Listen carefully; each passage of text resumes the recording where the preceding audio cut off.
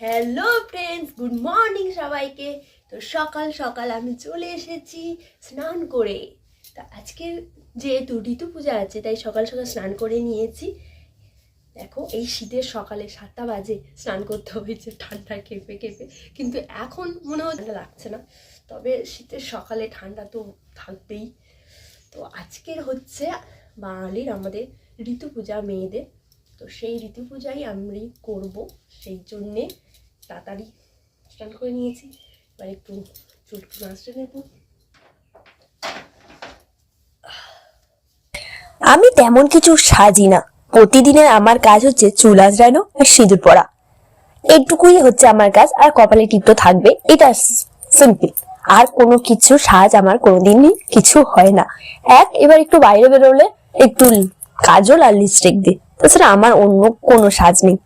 তো আজকের একটু বলি কানেরটা ওরকম ভিডিও করছিলাম বলে কেনার পড়া ছিল, তাই একটু কানেরটা পাল্টে নেব আর একটু গলাটাও পরবো। এইটুকু, পুজো দিতে না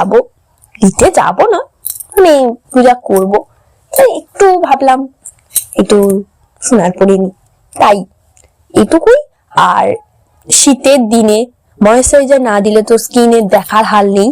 তো আমার মুখটাও অ্যাকচুয়ালি ড্রাই স্কিন আমার, ওই জন্য একটু ময়েশ্চারাইজার দিয়ে নেবো, এটাই আমার সিম্পল সাজ। আর তোমরা তো অনেকেই অনেক রকম সাজতে পারো, মেয়েদের বলছে, আমার সেরকম লোক নেই দেখার, ওই জন্য সাজি। আমরা ঘরবাড়ি পূজা বলি, কিন্তু এটাকে ঋতু পূজা বলে। অগ্রহায়ণ মাসের প্রতি রবিবার এই পূজা শুরু হয়। বাড়িতে যে কজন পূজা করবে সে কটি ছাড়া আরো 2টো এক্সট্রা ঘর নিতে হয় দেবদেবীর উদ্দেশ্যে, কারণ সবসময় বীজোর ঘর নিতে হয়। একটা সূর্যদেবের জন্য, এটা হচ্ছে সূর্যদেবেরই পূজা, সূর্যদেবের জন্য একটা ঋতুদেবীর ঘর, এইভাবে নিতে হয়। আর অ্যাকচুয়ালি অগ্রহায়ণ মাসের প্রথম রবিবার এই পূজা করার নিয়ম, মানে প্রতি রবিবার 4টে রবিবার থাকে, সেই 4টে রবিবার পূজা করার নিয়ম।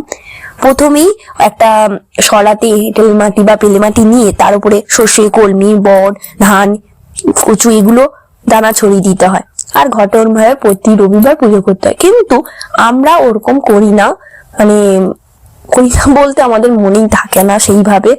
আমরা সংক্রান্তির দিন, অগ্রহায়ণ মাসের শেষ রবিবার, আমরা ওই মাটি নিয়ে তার উপরে ঘট বসিয়ে ওর মধ্যেই সবকিছু দিয়ে দিই। সবকিছু বলতে ক্যাজরা, হিমচে, সর্ষে ফুল, মূলো ফুল, কলমি ফুল, ধানের শীষ, আগড়া, আর সবশেষে ঘটের ওপরে একটা করে কলা দিয়ে ফুল দিয়ে ঘটগুলোকে সাজিয়ে দিতে হয়। আর ওই যে ঘটে একটু সিঁদুরও দিয়ে দিতে হয়। আর সামনে যে সরাটা রয়েছে, ওই সরার উপরে আটা চাল আর আটটা দূর্বা দিয়ে পূজা করতে হয়।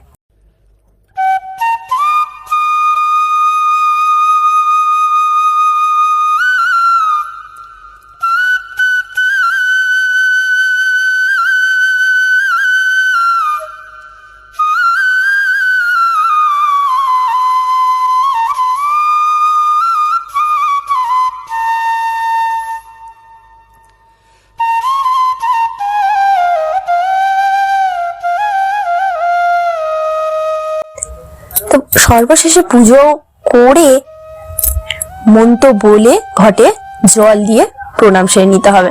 এটাই হলো আমাদের গ্রামের নিয়ম। তো এবার কার কি আছে জানি না, তবে এটাই হচ্ছে অ্যাকচুয়ালি নিয়ম। এই ব্রতকথা বইয়েও আমরা এইরকমই দেখতে পাই। আর অগ্রহায়ণ মাসের সংক্রান্তির দিনেই ঘটও বিসর্জন দিতে হয়। সন্ধ্যাবেলায় ঘট বিসর্জন দেওয়ার আগে অবশ্যই কিছু পিঠে বা নবান্ন বলে, যেটা নতুন চালের পায়েস করে ঠাকুরকে অর্পণ করতে হয়। চালের পায়েস পিঠে করে অর্পণ করতে হয়, তারপরে ঋতুদেবীকে বিসর্জন দিতে হয় জলের মধ্যে। এটাই হলো মানে আমাদের ঋতু পূজার নিয়ম।